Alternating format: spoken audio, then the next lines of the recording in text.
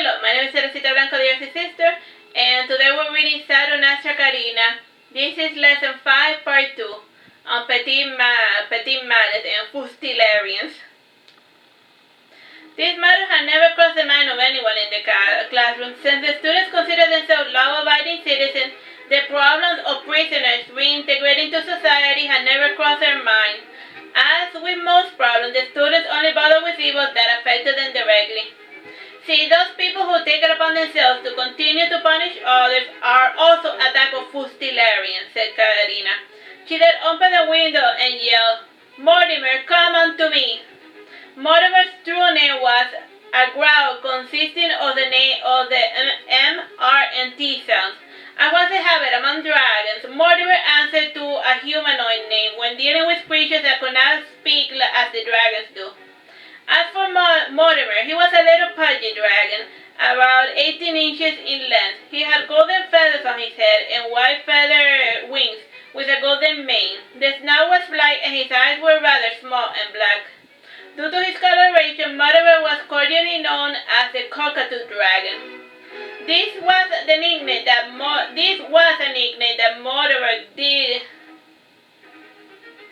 did not mind, considering that he tended to hang out with a flock of Moluccan cockatoos. Mortimer entered inside the classroom. He was soon followed by two cockatoos. The first was a male bird who answered to Gigas, and the other was his ladybird, Kopi. Karina said to Mortimer, "Show some well-behaved, or the orderlies have been breaking the Petite Malice law. They keep reminding Regine of her crime, even though she has taken all the necessary steps to remedy her fault. Remind them of who is the true law in Veragerung." "As you wish," said Mortimer, bowing. The birds repeated, "As you wish, as you wish." "Pretty boys' school's gone, school," said Gigas to Kobe before whistling. "Come and gather, and then they are gone," said Kobe, barking. Mortimer flew to the window, and before leaving he said, "I will be going now, lest my children continue their disruptive, noisy behavior." Mortimer left and was followed by Gigas. The Kopi stayed behind, the parrot. The parrot's called Kopik? Kopi. Oh. Not Kopi. Kopi. C-O-P-I. She flew and landed on top of the chandelier. From up there, she gave her good luck to Vilkan, who was snoring with his mouth open since the class had started. After receiving his blessing, Vilkan awoke with a start and angry, and while the students laughed at him, including Karina, so the parrot pooped in his open mouth, in layman's terms. Vilkan turned into a shifting amorphous monster and contorted his frame to catch the bird. He gathered his massive frame around the bird, who studied him coolly. Kobe moved her chest up and down a bit as she studied Vilkan with disdain. Karina said to Vilkan, "Relax, it's just a stupid bird, and don't tell me this is the first time you have ever received a blessing from the posterior of an animal." Vilkan said nothing. He only flew out the window, and he was followed by Kobe yelling, "I am the blood of the living sugar penny. Come, you merry men, to the stagnation awaits." "Boy, that is one crazy bird," commented Sutavia. "You ever wonder about the nonsense that those stupid birds say?" asked Casimir. "They are just words. They don't really hurt anyone, so what does it matter?" said Carmela. "Well, words can be problematic too, if not used carefully," said Janus. "Time?" 11 minutes. "I suppose it could be harmful if you like to get a poor person in trouble," said Lucian. "Or if you like, in order to make a person feel bad, like calling a girl ugly or stupid," said Letodus with his deep voice. "Well, you can cause harm by telling the truth also, like, let's say a person ran past you and then there's a fellow chasing him. The guy asks you in which direction his target ran, and then you say the truth, and then lo and behold, you got a poor fellow killed. And even when choosing to not say anything, you can still cause harm to others," said Karina. "So no weird story for today?" asked Letordus, disappointed. "Fine, I got one more or less. Whether you find it out or not, it is up to you," said Karina, before starting her thus. "There once was a shape-shifting, mind-controlling monster who had a healthy appetite for people. By appetite, I mean, on second thought, maybe this one will work a little better. It is a bit more down to earth in a sense that it is something that happened a long, long time ago. Anyhow, there was this world full of people. Many thought that the place was overcrowded, and to deal with the problem, they would spread the plague every 100 years. What they did is more of a major malice. The small malice occurred during one of their little plagues. The plague was designed for killing old people and making the young the carriers of the plague. Despite knowing this, the young did not protect themselves, and even some of the old folks were in denial about the problem. Those who were too lazy or too stupid to protect themselves made certain that the plague would last 2 years, killing tens of thousands. So there you have it, how by just being lazy, a petite malice can contribute to a major catastrophe. So, any questions? Tell us the story of the monster, said Regine, raising her hand.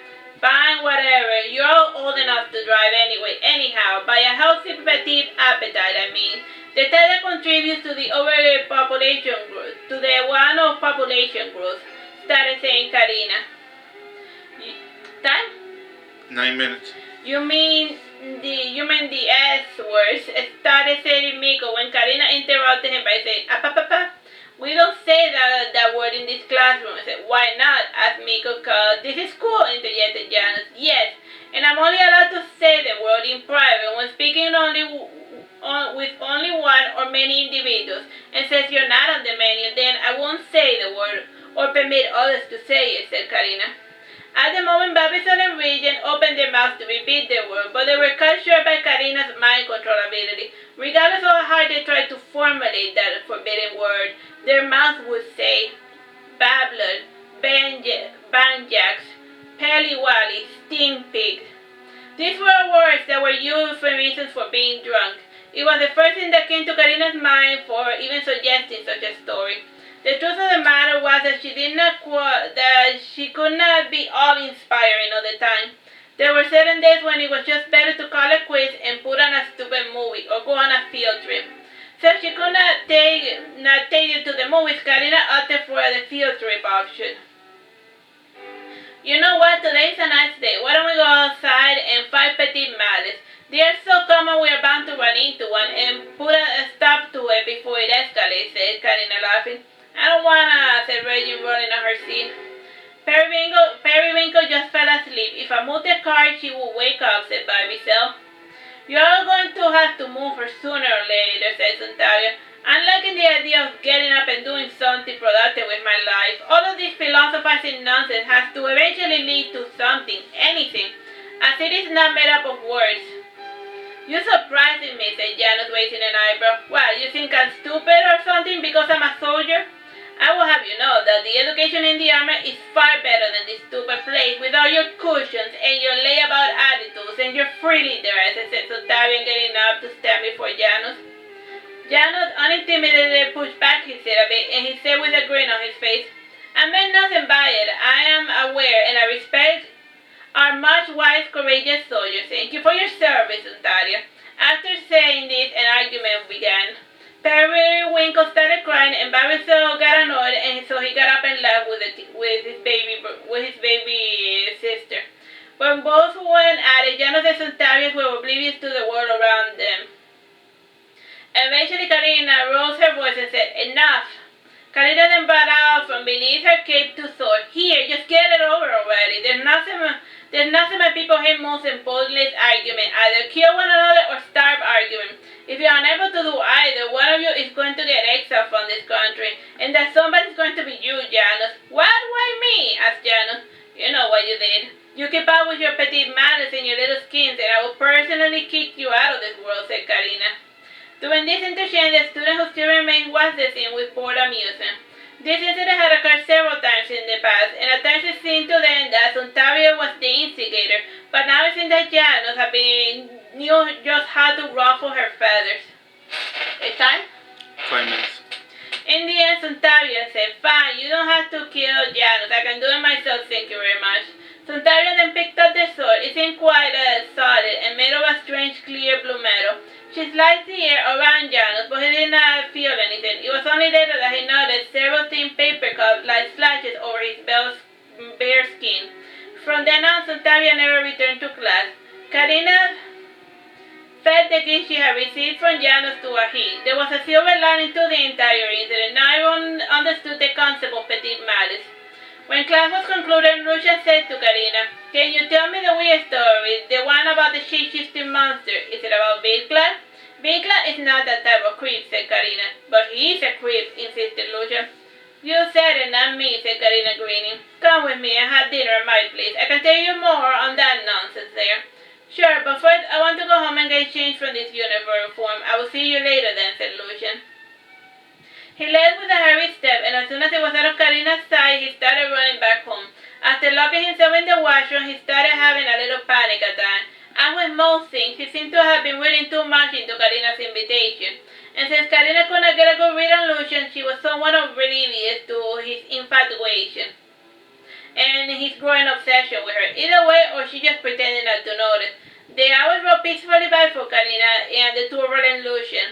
Karina was so mellowed out that she received Lucian wearing her pajamas. Her brother Marduke, Canon, and the little Inanna were also there as well. The dinner was made by King Marduke. Though Lucian felt quite out of place between the casual Karina and the stoic Canon. Canon was in his humanoid armor form. He had heard that one of Karina's students was visiting, so the boy spin dressed himself up to intimidate the visitor. He did not say anything intimidating. He simply pretended that Lucian was not there by speaking to him. As for Lucian, he was too nervous to address Canon. Being there in the intimacy of the king's abode was not what Lucian had expected. He could handle court life just fine. He was used to chit-chats and hypocrites and pointless stories about business or charity projects. He was not expecting an honest, hearty conversation. In the end, he interrupted Canon's conversation with Karina by saying, "Teacher, you were going to tell me the rest of the story?" Time, bro? 2 minutes, 30 seconds. Canon, annoyed about him being interrupted, said, "If you want a story, go to the library and pick up a book or something." "Don't be mean," said Karina. This was followed by the baby slamming the spoon on the desk on the desk of her baby chair as she said, "Fine, if you insist," said Karina. But the baby said gibberish. Karina looked into the little Inanna's eye and suddenly the child started laughing. Canon, pretending to be on the joke, started laughing as well. Lucian sat back on his chair and he folded his arms. Karina, smiling benevolently, said, "Come on, don't pout. I will tell you the story as well." After straining her memory a bit, Karina said, "Ah yes, the monster. The monster was like the beautiful moth. It thought that it's a partner, but if it was consensual, then everything was fine. I mean, why have mental powers if you're not going to use them?" It was then when one day the curse began. A curse is born from a mass of injustices, and eventually the curse gains flesh and blood, and it attaches itself to the source. The curse may take some time to find you, and even if you think you did nothing wrong, the spirit always knows the truth. So, after much wondering about the curse, found its progenitor, and then I named it Vinkal. "I still don't get what you're saying," said Lucian, confused. "Give it some thought. It will come to you," said Karina. "Nobody's perfect after all," said Canon. Time? 1 minute, 30 seconds.